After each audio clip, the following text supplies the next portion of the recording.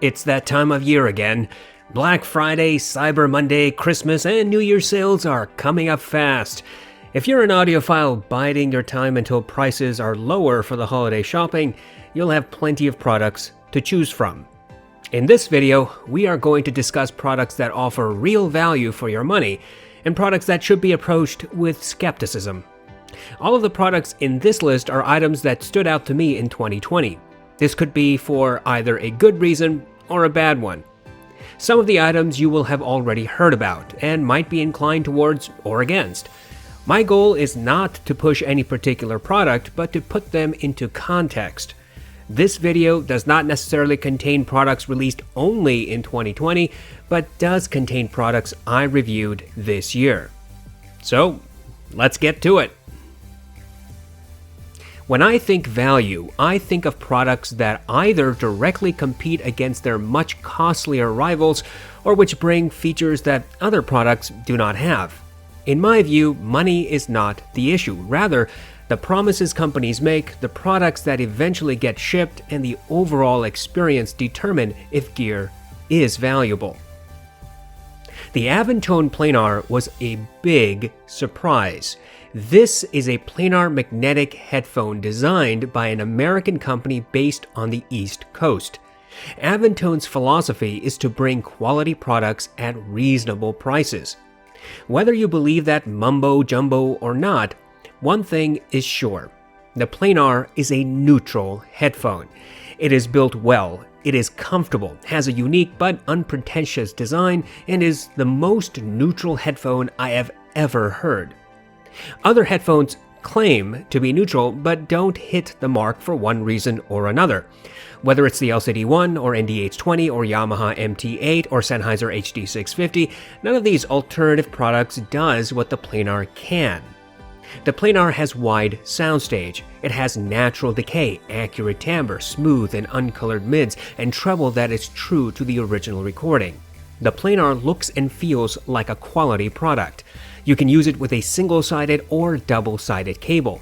You can run it balanced or unbalanced, though talk to Avantone's customer support to be absolutely sure of the type of cables you should use for balanced connection. There are two drawbacks to the Planar. First, it requires a lot of power. Second, the sub-bass is rolled off. But if you can live with these two issues, the Planar offers accurate, natural, neutral presentation of your music.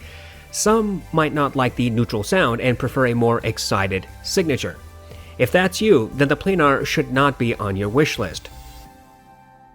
The next neutral headphone is the Ollo Audio S4X. I reviewed the previous iterations of the S4 last year. Ollo took feedback from its customers and refined the sound signature. The 4X is more bass neutral, whereas the original S4 had slightly more accentuated bass. The 4X also better controls sibilance. It's still a touch above neutral, but less peaky than on the original version. The 4X has larger ear pads, a sturdier headband, and a less harmonic cable. Plus, it comes with a 5-year warranty. The 4X addresses the two issues the Planar has. The 4X is much easier to drive, and the 4X has a neutral bass. On the other hand, the 4X has slightly accentuated sibilance and treble. Nevertheless, if you need a dynamic driver headphone for professional use, the 4X is a good option. All its parts are user replaceable, and Ollo Audio is truly customer driven. No other headphone I tested this year comes close to the neutrality of the Planar and the 4X. Forget the hype behind the LCD1, the NDH20, and the other usual suspects. The Planar and the 4X deliver where it counts.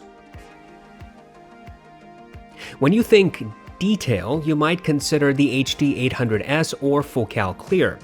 And while both these headphones excel in this category, they're also far outside the price range of most audiophiles. I must admit, however, that the Focal Clear remains the most detailed headphone I have heard so far. It is comfortable, has excellent imaging, standard setting, instrument placement, and detail to boot. This is not a neutral headphone, however. It lacks a bit in the sub-bass and has a slight treble accentuation that may not sound particularly good to some people. In exchange, the Clear comes with some of the best accessories of any headphone. You'll get 3 cables, a sturdy carrying case, and beautiful packaging overall. But the Clear is expensive. A surprise alternative was from Austrian Audio. These guys have made stunning microphones for years, have heritage from AKG, and released 2 brand new headphones this year. They first brought out the Hi X55, followed shortly by the Hi X50. The X55 is an over-the-ear headphone that oozes detail and instrument placement. The headphone is built beautifully, uses sturdy components, has some of the most comfortable ergonomics of any headphone I have ever used, and provides details to rival the Focal Clear. The X55 is not going to be for most people. It does not have an exciting sound signature. Bass is lacking. Mids sound a little bit thin. But treble is accurate, comfort is second to none, and detail retrieval is superb. If you have a good DAC and amplifier and use CD quality music, then the X55 might be worth a listen. You may be surprised at all the detail and clarity you had not heard before. Finally, I simply cannot leave this next headphone out of this category. Another surprise this year was the Sony MDR-MA100. This headphone was discontinued years ago, has plastic and flimsy construction, and comes with non-detachable cables. But the MA100 provides excellent instrument separation, detail, and object placement. This headphone is not to the same level as the X55 or Focal Clear, but at about $40, the MA100 is an easy recommendation. I don't know of any other headphone in this price bracket that provides the detail and instrument placement of the MA100. Now, don't get me wrong, there's plenty to dislike about this headphone. It has literally no headband padding, and you'll need to buy something for your noggin. It creaks when you put it on your head. It doesn't have much clamping force. The cables are soldered to the drivers. However, if you're in the market for a headphone that will help you hear individual instruments and provide some depth and verticality, then the MA100 is something you should consider, especially at its $40 price tag. The phrase balanced headphone is pretty vague. To me, it means a headphone that has slightly emphasized bass, natural and full mids, and slightly accentuated treble. In other words, a balanced headphone is one which colors the original recording to sound more exciting. The top of my list in this category is the Sivga Phoenix. Sivga, I think, got a hat trick with this headphone. The Phoenix is incredibly well built, it is fairly priced, and its sound is surprisingly fun. The Phoenix has an elevated bass, but there is above average sub-bass and mid-bass separation and detail. The mids are slightly forward, clear, and have sparkle. The treble is extended with additional energy, but one that is short of being harsh or fatiguing. The Phoenix's only real drawback is its earpads. I think the comfort develops over time, but the earpads are still an on-ear design, which may be uncomfortable for some. Luckily, Sivga has released upgraded earpads for $15, which, again, is a reasonable price. The next in line is the Monolith M1570. This is Monolith's current flagship headphone. When I interviewed Hobie Seacrest earlier this year, he explained the driving force behind the 1570 and the 1070. Essentially, the new headphones are a definitive step away from the alleged Odyssey ripoff claims and a bold step in Monolith's own direction. The M1570 has wide soundstage, elevated bass that retains clarity and definition, clear mids, and extended treble that sounds quite smooth. Whereas the Odyssey counterparts sound dark in comparison, the M1570 brings a sense of finesse and detail. The 1570 is big and heavy. Its design is a bit awkward, but in the 11 months I've used this headphone, I have never found them to be uncomfortable for me. The 1570 also comes with different mini XLR pinouts than what you'd expect. Whether this was a purposeful decision or an accident, nobody knew about it until after some 1570s failed with third-party mini XLR cables. Monolith has not provided new cables, and as far as I know, they have not changed the pinouts. However, you can get replacements through Heart Audio. The last headphone in this category is the Bass Audio G12. This was the first headphone that truly showed that open back headphones can produce excellent bass. The G12 has elevated, impactful bass, warm and lush mids, and extended treble without harshness. The headphones are made by a small American company. The G12 is sturdy and feels like quality. The major issue really is the earpads. Bass Audio uses Grado-styled earpads but with different density.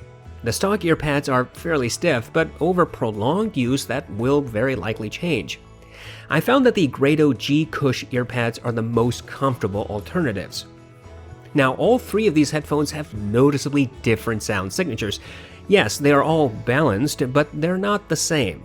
All three show how creative manufacturers can be without charging us an arm and a leg. I don't have as much experience with IEMs as I do with headphones, but I am getting there. I've now used IEMs from the spectrum of price brackets. My favorite IEMs of 2020 probably won't coincide with the majority of people's tastes, but I think each of these recommendations is worth consideration. First up is the iBasso IT00. This IEM is affordable, well-built, light, fits perfectly, comes with comfortable ear tips, and does something I have not heard from any other IEM so far. The IT00 provides sub-bass like no other IEM I've used. The fast rumble, bass impact, and overall clarity is superb. If you're looking for an IEM that has more bass definition, separation, and clarity than the Moondrop Starfield, then the IT00 is a good option. Hip-hop songs do quite well on the IT00, and I think orchestral tracks will sound smooth, nearly neutral.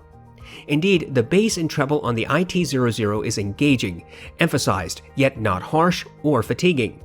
The mids, particularly vocals, are thinner in comparison. Vocals are clear, however, but harsh recordings will retain harshness on the IT00. My next favorite is the Shuoer Tape. This was one of my more serious attempts into reviewing IEMs, and I'm glad I did. The tape has fast, tight bass. It is clear. It has above-average soundstage with depth and verticality. Indeed, the most amazing aspect of the tape is the instrument placement. If your track was professionally recorded and mixed with purposeful attention to how individual components were placed, then the tape will present all of those particular details. Crank up the volume on the tape and listen to all the crazy amount of details that prevail through the songs. I do not think that the tape has lush or relaxed presentation overall, but neither do I think it is harsh or fatiguing. Indeed, the tape straddles the line, providing unique detail and object placement while still being exciting. The Hifi T2 Plus is the last IEM in this category. The original T2 is a decent product. It is clear, has wide soundstage, and is built robustly. But it lacks bass and does not provide the vocal smoothness most people would prefer. Hifi tried to address these issues with the Plus. They succeeded to some degree. The Plus does have slightly greater emphasis in mid-bass, though the sub-bass is unchanged. Vocals sound smoother on the Plus. Soundstage is about the same as with the original T2. I think Hifi made meaningful alterations with the Plus. It is more comfortable than the original version and adds finesse to bring down the slightly hot vocals, though I personally never found this to be an issue. There are two honorable mentions as well. First, the Moondrop Starfield. I know many people enjoy these IEMs, and for good reason. The Starfield provides smooth analog sound signature, but I find that the bass is a little bit bloated. Details are sometimes hidden or veiled, and the IEM is simply too big and heavy. But if you want a fun-sounding, well-built IEM, then the Starfield is an option. The second honorable mention is the Light Harmonic Mera. There's negative history behind Light Harmonic, or LH Labs as they were once called. I'm not going to jump into that minefield in this video. What I do want to emphasize is that the Mera is a smooth, comfortable, incredibly well-built IEM. I think the $300 price tag is at the extreme edge of what I'd pay for it, and in fact, I got a great bargain for my Mera on eBay. Nevertheless, if you're looking for a well-balanced, smooth-sounding IEM and want something a bit more high-end, then the Mera is worth a look. We got a slew of good portable devices this year, not all of which I was able to review. Left in the to-do pile is the Shanling Q1, the Austrian SA700, the iBasso DX220, Hifi R3 Pro, and several others. But I was able to use a number of portable devices, including the Hifi W3, Shanling UP4, Earman TR amp, Fiio M3 Pro, and others. This category consists of products I think stood out most either because of features or usability. The M3 Pro broke new ground. Here is a sub-$100 DAP with touchscreen controls, the ability to play high-resolution audio. It is sleek and portable, has good construction, can function as a USB DAC, and provides sufficient power for even the HD6XX. The M3 Pro has a smooth sound signature, not quite neutral, but very close. It supports SD cards up to 2 terabytes, but that's more a marketing feature than a realistic one since 2 terabyte cards aren't currently available. I loved using this DAP. I like its high definition screen, the colors pop, the size is perfect. I can connect any IEM and put the whole package in my shirt or coat pockets without feeling the weight. The M3 Pro shows you do not need to spend hundreds or thousands of dollars for a good audiophile experience, and this device just works. Of course, as with all Fiio products, the M3 Pro suffers from some fundamental issues. The UI is jittery and slow, probably because the processor is barely able to keep up with these simple commands. The calculator, ebook reader, and other touted applications are utter garbage. Fiio doesn't include any protective case in the box. There is no support for streaming services. But all of the negatives considered, the M3 Pro is still the most value for return I've seen in any DAP under $100. I only recently reviewed the Lotoo Paw S1, but it is on this list because it turned my anti-dongle DAC bias on its head. And because the S1 was able to make me stop and reconsider, I have to put it on this list. The S1 is about $165 and presents a neutral sound signature. You get 16 EQ presets, gain settings, and balanced 4.4mm output along with the single-ended. The device is very well built. It is pocketable. It provides plenty of power for any IEM and many headphones up to 300 ohms. The S1 is plug and play with Windows, Mac, Android, and iOS. It handles high-resolution audio without a hiccup. The S1 doesn't have MQA support, and it is not battery-powered. It does not have Bluetooth, and Lotoo does not have a companion application to install custom EQs on the S1. But those issues are all I could find with the S1. If MQA is not relevant to you, then the S1 is a fantastic option. It is far cheaper than the AudioQuest Dragonfly Red and Cobalt, yet provides support for higher resolution audio, more power, better build, balanced output, and EQ. In my opinion, the S1 filled a niche in the market, a neutral, clean, noiseless DAC amp with selectable EQ on the go. I recommend the S1 well ahead of any AudioQuest product. I found the Ikko Zerda to be quite a useful little device. When I got the Zerda, my intention was to provide a comparison between it and the other USB dongle DACs in my collection. During that process, I realized the ways in which the Zerda is simply better value. Compared to the Monolith USB DAC, the Zerda has demonstrably better build. Compared to the Dragonfly Red and Cobalt, the Zerda has a close to neutral presentation with smooth mids and treble. The Zerda can be used as an optical output if that's something you need. The Zerda does not support MQA. Its power output is comparable to that of the Dragonfly Red and Cobalt, but I think that the Zerda does its best with headphones up to 150 ohms. There are two versions of the Zerda, USB-C and Apple Lightning. As it turns out, the USB-C is the most useful, since not only does it connect to Windows, Mac, and Android, but it will also connect to iOS with adapters. This product is currently $100, but sometimes is on sale for about $70 to $80. In this price category, I think that the Zerda is an excellent option for a lot of people. The Topping NX4 is among my top portable DAC amps. It is noiseless, powerful, and very well built. It can drive 600 ohm headphones and the Modhouse Argon, though not to peak performance. The NX4 is neutral, has bass and gain switches, and is plug and play. The Hifi Hip Dac is a good alternative to the NX4. Technically, I didn't actually review the Hip Dac this year, but I did feature it in many videos, so I'm going to take some liberties and include it in this category. The Hip Dac is a powerful portable amp DAC that shows Hifi's technical abilities. You get balanced output, support for all forms of high-resolution audio, has bass and gain buttons, is sturdy, and supports MQA. The Hip Dac is slightly warm-sounding with a marginal emphasis in bass and treble. The NX4 continues to excel even though it was released in 2017. Despite the THX hype train, the NX4 continues to be noiseless without resorting to THX gimmicks. And the Hip Dac once again demonstrates that powerful, convenient MQA compatibility does not need to cost several $100s. If nothing else, the Hip Dac clearly shows how some companies are using the MQA logo as an excuse to overinflate prices. How many DACs were released in 2020? I was not keeping count, but we did get quite a few options. The one thing with DACs is that once you find the sound signature you like, the rest is merely feature set. The nonsense about subatomic noise measurements is bogus distraction. In this section, I have a few DACs that I really did like.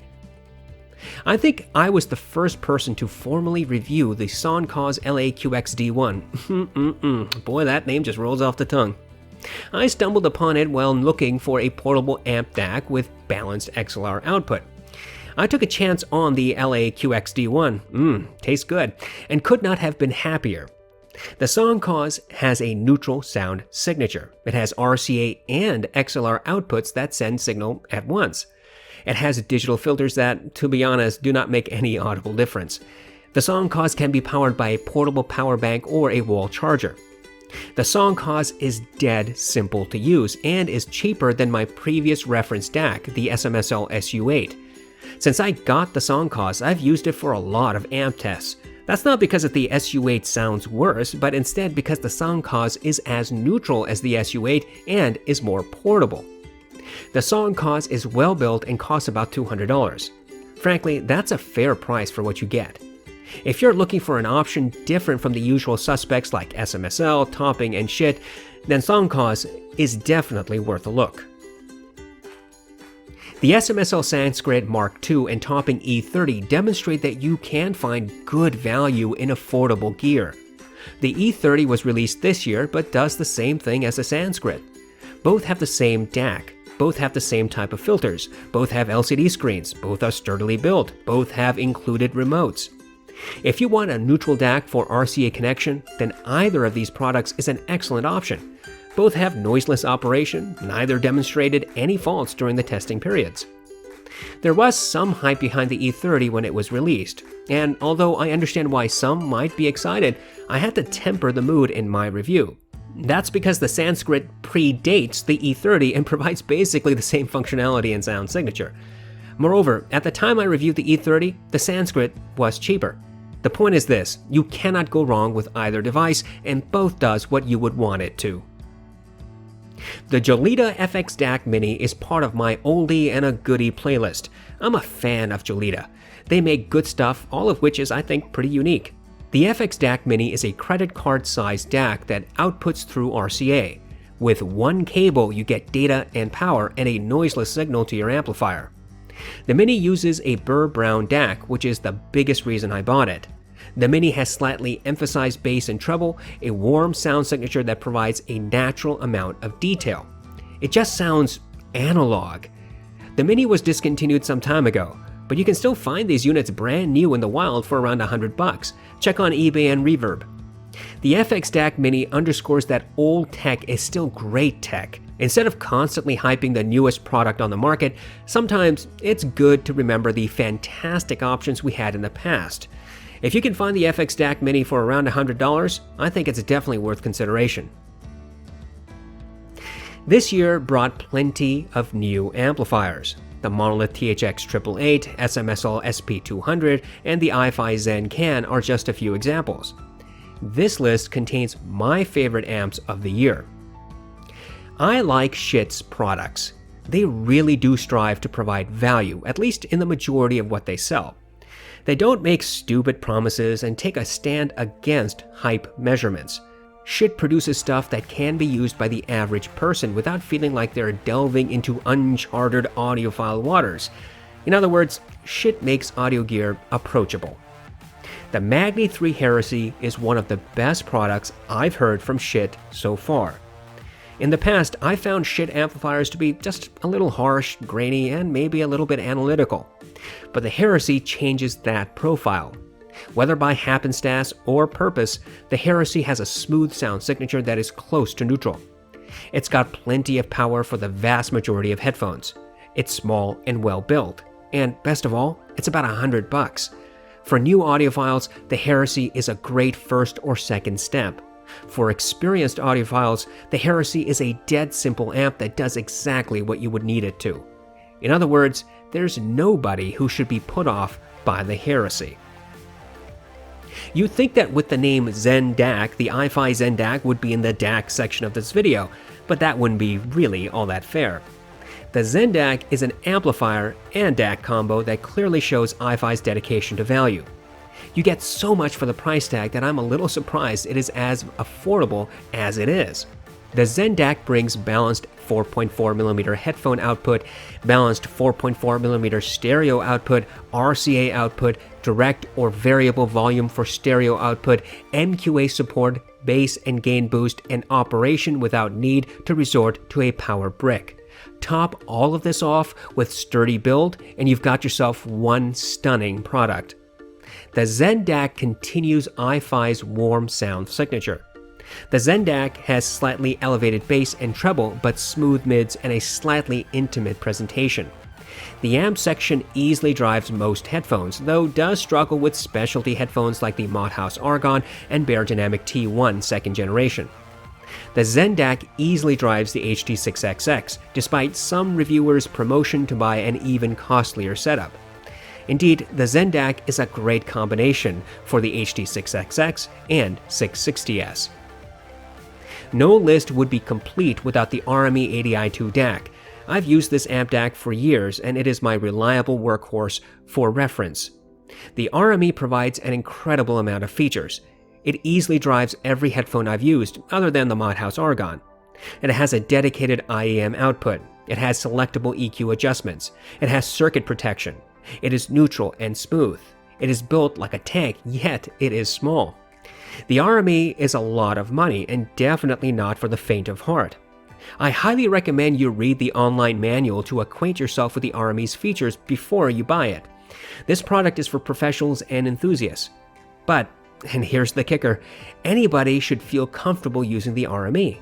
The company's manual is easily readable, so down to earth, so direct, that you learn about the product and about audio engineering at the same time. The Rupert Neve headphone amplifier perfectly underscores that engineering is an art. The RNHP is beautiful, heavy, compact, sturdy, and dead simple. It has a neutral sound signature and plenty of power for the vast majority of headphones. Barring specialty headphones like the Mothaus Argon, the RNHP will drive anything up to 600 ohms. The RNHP has 3 selectable inputs. If you're the type to test Dacs, this is an amp that will let you do it with the switch of a button. It has noiseless operation, which is again a testament to artful, careful, dedicated attention to components. Indeed, the RNHP is evidence that THX components are needlessly hyped. The RNHP does suffer from a few issues, however. First, it has balanced XLR input but no balanced output. Then this was a strange decision. Second, the RNHP discharges when you power off the amp and will cause a popping sound in your headphones. You should connect the headphones after turning on the amp and before turning off the amp. Other than these 2 concerns, the RNHP is a fantastic product. It has a steep price, however. It's one of those luxury items that settles arguments pretty quickly. There are a few items that simply do not fit the value requirement but are good products nonetheless. I cannot pretend that money is an issue for everyone, so the following gear is stuff that I enjoy using but which requires significant investment. The 600 ohm variant of the Beyerdynamic DT880 Special Edition is a masterful headphone. There aren't many reviews of this product and very few, if any, direct comparisons between it and the standard 600 ohm DT880. Others have commented that the special edition has different drivers or tuning, and some claim that the only difference is in earpads. Whatever hypothesis you posit, rest assured that Beyerdynamic makes things very difficult to ascertain. Regardless, the DT880 is a magnificent headphone. This is the first headphone in my collection on which I spent a lot more money, and gladly so. The special edition has impactful bass with neutral sub-bass presentation. The mids are a little forward and full. Treble is well extended without harshness, and there is a sense of smoothness to the mids that is rather addictive. The soundstage is wide. The comfort is superlative. I love the look and styling. There's plastic on this headphone, but the jet black effect easily hides those plastic bits. But I had my DT880 modified for balance connection. Matt, a subscriber to my channel, very generously offered to modify my headphones for free. He has an Etsy store, which I will link below. He also made a step-by-step guide on how to modify your own DT series headphones. With his permission, I uploaded that to my channel and will link that also in the description section. Matt charges between $75 and $90 for modifications, and he does great work. Then I invested lots of time and money trying to find the right amp pairing for my DT880. As it turns out, this headphone does not require a ridiculous amount of power. Indeed, a meager 100 milliwatts at 600 ohms is plenty as long as your amp has high output impedance. I found that the Beyerdynamic A2 and A20 work the best, providing the right combination of output impedance and power. I also invested in the Sound Devices HX3, which is a fantastic portable amp for the 880. The 600 ohm variant requires a lot of time and effort to eke out every bit of performance from it. Assuming you can find the special edition, it will cost about $200. Then add another $90 for modifying to balance connection, though you don't really need to if you use one of the 3 amps I recommend. Then factor in the prices for a proper amplifier, a cost that fluctuates between $300 and $1,000. You could go the crazy power route, though I wouldn't recommend it. Regardless, either you will end up buying the proper amp for the 600 ohm variant or a disturbingly powerful one. Either method has additional costs. This is why I think that the 600 ohm variant is a luxury item. Yeah, when properly driven, it sounds brilliant, but you have to be very dedicated to achieve that. If you've watched my channel enough, you know how I feel about Bluetooth audio. It's not my fave, but I know it's popular. This year, I compared the Earstudio ES100, Hibi W3, Shanley UP4, and Fiio BTR5. All of these products have their own particular quirks, benefits, and similarities, but the ES100 is the only one that shows dedication to audiophiles. Earstudio made a compact but reasonably powerful amp DAC. It has a fantastic mobile application that is the most powerful I have seen of any such app. It puts the Hibi, Shanling, and Fiio applications to shame. The ES100 comes with a multitude of EQ presets, all of which are tastefully done. You can control nearly every possible aspect of the device through the app, including custom EQ. I have significant reservations about recommending the BTR5 for its buggy software, incompetent implementation of the OLED screen, awful user interface, and average performance. But I have no qualms whatsoever recommending the ES100 to anyone who wants to add Bluetooth capability to their IEMs and headphones up to 150 ohms. In December 2019, my channel had about 900 subscribers. Then, before the end of December, that jumped to 1,000. Now, less than a year later, my channel has grown to over 5,000 subscribers. During this growth process, I've had the pleasure of working with a few excellent companies, and I want to highlight these. First, Ollo Audio. I am a huge fan of these people. They are honest, hardworking, customer-driven, and focused. They know exactly what they want to create and do not make any excuses. Their headphones are neutral and ever-evolving. They have a great warranty, some of the best in the industry. Their new S4X headphone is a meaningful improvement over their previous headphone. I highly recommend this company. Second, Heart Audio Cables. Hey, what can I say? I've been shamelessly plugging this company in every video where I can. James Alvarado is an honest guy who wants to make cables more affordable for people. He's got excellent customer service, quality cables, and an innovative adapter system that will save you money in the long run. I now buy all of my cables through Hart, and they are the first place I recommend. Third, Bass Audio. These guys aren't particularly well known. They're based in the United States and are audio enthusiasts. They've made two headphones that take the Grado style and significantly improve upon it. The initial physical similarities aside, Bass Audio's products are far sturdier than Grado's. Moreover, both of Bass Audio's headphones have different sound signatures. I love supporting small companies, and Bass Audio is a great headphone manufacturer. I like their customer service and focus. Finally, Apos Audio.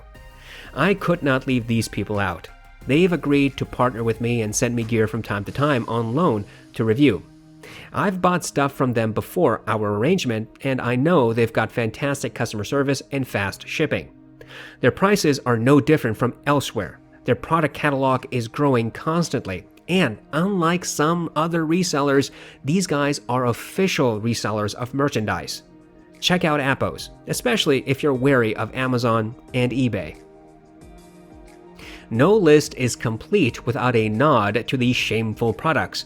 Well, shameful is a little harsh. Here's the thing. I use so much gear that I can tell when people are being lied to or being given a half-baked product. Some of the gear in this category definitely needs to be curb stomped, while others need improvement. I got some angry responses to my BTR5 videos. Apparently, some people take it a bit personally when I tell them why a product is half-baked. And that's exactly what the BTR5 was when I reviewed it. Fiio is big on hype and pointless certification logos. Their BS about high-resolution Bluetooth audio is just that, total nonsense. But of course, those who don't read up on Bluetooth codecs and their limitations are misled to thinking that there's a real difference between Fio's latest fab product and something that's been around for cheaper. Fio's support application for the BTR5 was total garbage. It wasn't stable, particularly on iOS. And when it did run, it offered absolutely nothing of value. The EQ presets suck. The navigation was haphazard and slopped together like nobody had a clue. Fiio even dedicated a whole page to a meaningless power output calculator. The bottom line is that the BTR5 got a tremendous amount of hype from some corners, but it was no better in any respect than some of the alternatives, and in some respects was worse. I hope Fiio learns from the BTR5's issues and makes a better product next time. It's not terrible, but it's also not that amazing. No, this is not a dump on Fiio list, but I can't help the fact that Fiio can't get its act together. The Q3 was a great idea. Fiio wanted to provide a portable amp DAC with single-ended and two balanced options. They marketed THX certification and good build quality. What we ended up getting is a mediocre product. Sound-wise, it was perfectly agreeable, but it exhibited a tremendous amount of noise with some IEMs and even some headphones, which begs the question, what's the point of THX certification if you can't control the noise? Indeed, when I compared directly against the topping NX4, it was obvious that the NX4 was quieter. The bass boost function is poorly implemented, just like all of Fio's EQ filters in every product from them that I've heard. It appears that the Q3 has a purposeful sub-bass roll-off just so that the bass boost will be obvious. Fiio promises that the bass boost won't affect mids and treble, and while treble is independent of the boost, the mids do in fact get affected. Fio's decision to add a charging switch is downright useless since the Q3 will start charging off your connected source whenever it reaches a certain low battery mode. Overall, the Q3 isn't a terrible product. It is good for a lot of people, but I think Fiio kind of dropped the ball on the finishing touches, and what we got is a product that needs more refinement. I have to admit, I really like the sound signature of the Xiaolun H6 tube, but it's a total pain to use. The user interface is simple enough, but navigating through it is not. This DAP will randomly freeze or restart. It won't recognize some file formats that it supposedly is supposed to. The battery life is unimpressive. The tubes are not replaceable. The power output is average. The build is nothing impressive. The lack of accessories is infuriating. There's no direct customer support from the manufacturer, and there's no real warranty. There are plenty of reasons to completely ignore the H6, both the tube version and its solid-state brother. Although some reviewers were impressed with the packaging of the solid-state version, the tube version gets bare-bones treatment. This DAP is only for enthusiasts. Everybody else should steer clear of this mess of a product. Speaking of messes, we cannot forget Hi-Fi Man. I think these guys get upset if they don't get called out for their incompetence. Well, the R2R2000 Red is a perfect example of everything right and wrong with Hi-Fi Man. I have a video planned for a full breakdown of the Red, but I can't wait that long to tell you how I feel. I think you should watch that video when it's uploaded, if only for entertainment value. Anyway, the Red is a joke. It costs $1,000 and comes with the typical Hi-Fi Man stupidity. The box is huge, even though the player is tiny. You get one cable, and that's it. No protective case, no screen protector, no SD card, no display case. For $1,000, you get cheap cardboard boxes. My player came with a scratch, and I bought the darn thing brand new. The Red doesn't have playback buttons. Its power output is average. Its battery life is some of the worst of any product I've ever used. Play any high-resolution audio through your IEMs, and you'll need to recharge the DAP within 4 to 5 hours. The user interface is the most frustrating, time-consuming, and unfocused mess I have ever seen. The player will freeze and restart seemingly randomly. You can't even see the screen in direct sunlight. Evidently, Hi-Fi Man has given up on this DAP. In fact, the firmware is still in beta. Ugh, the R2R2000 Red is a mess, but it still sounds great. I like iFi. They sent me some gear at the beginning of this year, and our relationship has cooled, evidently. Maybe my critical assessment of the Zen Can had something to do with our breakup in our relationship. Well, that's just too bad.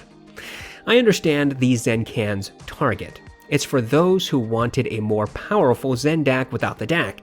And nobody wanted a more powerful Zen Dac without a Dac. A more powerful Zen Dac would have been perfect. Instead, iFi introduced a standalone amplifier through Drop. That collaboration received rave reviews by one YouTube personality, but when more sober minds got the Drop version, it was obvious that things weren't as rosy as they appeared. Drop made you pre-order their version of the Zen Can with their silly countdown clock. Yet, a few weeks later, iFi released their stock version of the Zen Can for cheaper. You could say iFi dropped the can after Drop dropped their can. Bad joke, I know. The Zen Can is a very good piece of kit, I'll admit that much. It works as advertised. It provides a whole lot more power than the Zen Dac, but only in high gain. There are differences in bass boost between these products. The sound signature, however, is very similar. The can is $170, and that's not a terrible price, but it just seems to me that iFi simply isn't bringing anything meaningful to the playing field. The Zen Dac is far better value and is easily able to drive the HD650 and 6XX. But I suppose if you want a powerful amp for your Modhouse Argon or Beyerdynamic T1, then the Zen Can isn't a bad option. I think the Drop collaboration simply left a bad taste. That's unfortunate, really. iFi is a good company, but Drop isn't. I hope this list provides some amount of guidance if you're looking for gear this holiday season. There are plenty of good options out there, stuff I have not covered and things that I could have included in the video. But a lot of the stuff I spoke of here is good value. Forget about the hype in the audiophile world. Find the gear that best suits you, and enjoy.